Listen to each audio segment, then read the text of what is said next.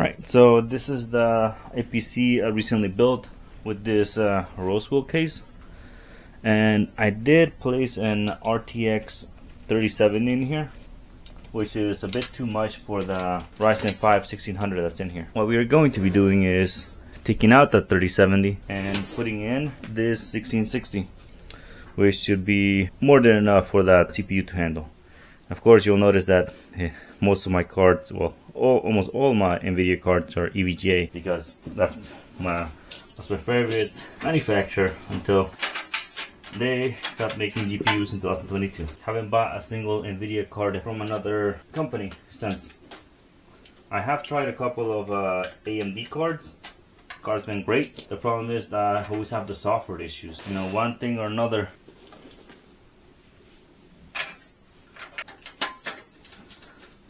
Yeah, I always have software issues. So issue I would have is, as soon as I would turn off and turn on the PC back on, the settings were not the same for the software, or the computer would just randomly shut off and back on. And I had that same issue with different cards. I had a Sapphire card, and I also had an XFX card.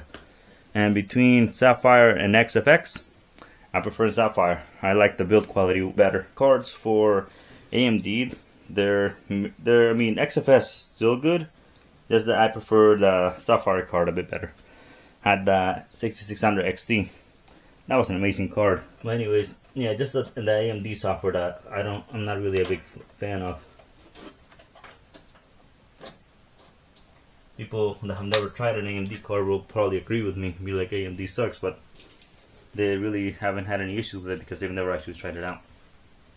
And my first card ever was actually an AMD card, which died about a few months after trying it, after using it. And then after that, my brother did give me an GTX 970 from EVGA.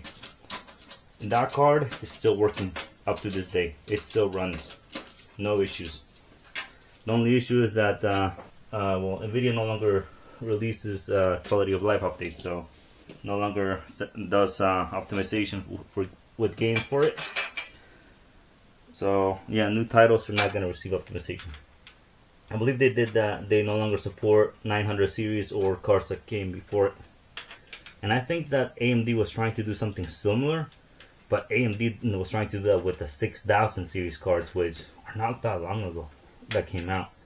And those cards are still pretty solid. A 6800 XT, that card's a beast. And they were, you know, trying to not support it. I mean, the 6800 should be in par with the 7700 XT. But I don't know, after some backlash, they decided to, you know, do the right thing and keep supporting the cards. Anyways, we're done with this.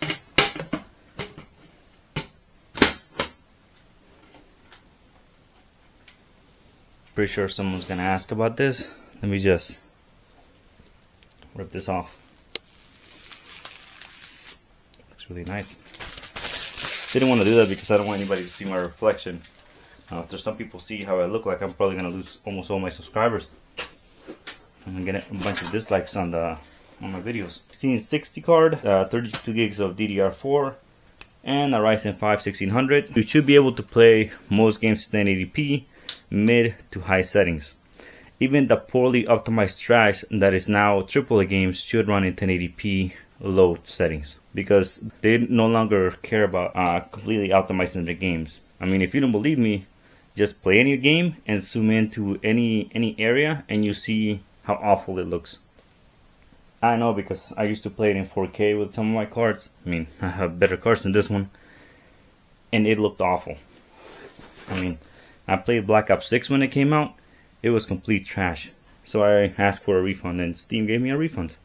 And ever since then, I returned Black Ops 6 and didn't bother with Black Ops 7 because it was such a disappointment.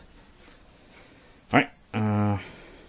But yeah, I do have a video of the case unboxing and setting up for this PC. I'm still editing it because it's a couple of hours long, and I'm trying to reduce it to a couple of minutes because I don't like wasting people's time. Oh, and in case anyone's wondering the size of this case, so this is the MATX case from Roseville, and this is an EATX case. so it's a lot bigger. Now they're both seem about the same in length, but just this one does like seems like shorter. Let's set it to run. Where's the power button?